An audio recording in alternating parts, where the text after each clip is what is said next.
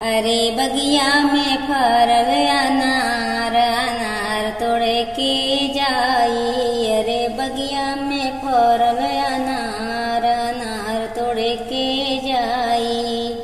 दुल्हे का वनरमा तोड़हू न जाने, दुल्हे का वनरमा तोड़हू न जाने। अरे तोड़ लावे कच्चा अनार, अनार तोड़े के जाई। अरे तोड़ लावे कच्चा अनार, अनार तोड़े के जाई। दुल्हे के बहिनी रोपहू न जानी, दुल्हे की बहिनी रोपहू न जानी। अरे रोप ले पानी झोप, अनार तोड़े के जाई। अरे रोप ले पानी झोप, अनार तोड़े के जाई। अरे बगिया में फरल अनार, अनार तोड़े के जाई।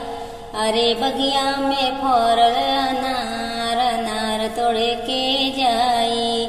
समुदी का वनरमा तोड़हू न जाने, समुदी का वनरमा तोड़हू न जाने। अरे तोड़ लाए कच्चा अनार, अनार तोड़े के जाई। अरे तोड़ लाए कच्चा अनार, अनार तोड़े के जाई।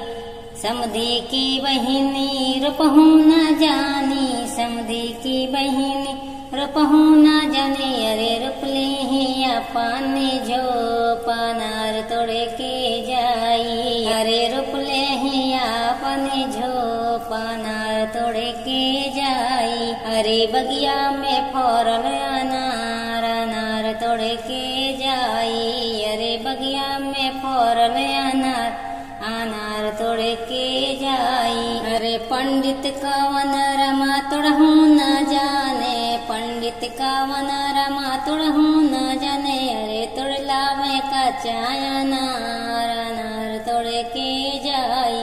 अरे तोड़ लावे कच्चा अनार, अनार तोड़े के जाई। पंडित जी के बहिनी रोपहू न जानी, पंडित जी के बहिनी रोपहू न जानी। अरे रोप ले पानी झोप, अनार तोड़े के जाई। अरे रोप ले पानी झोप, अनार तोड़े के जाई। अरे बगिया में फरल अनार, अनार तोड़े के जाई। अरे बगिया में फरल